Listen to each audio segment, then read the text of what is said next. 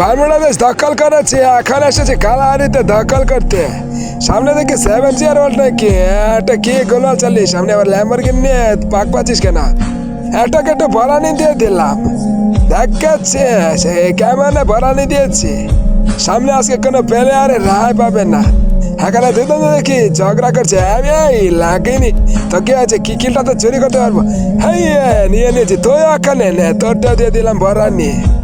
হ্যাঁ বিচি, তুই 3টা বিচি দিয়েছে আমাকে, দেখেছিস লাইক গুলো 3টা বিচির মতো দেখা যাচ্ছে।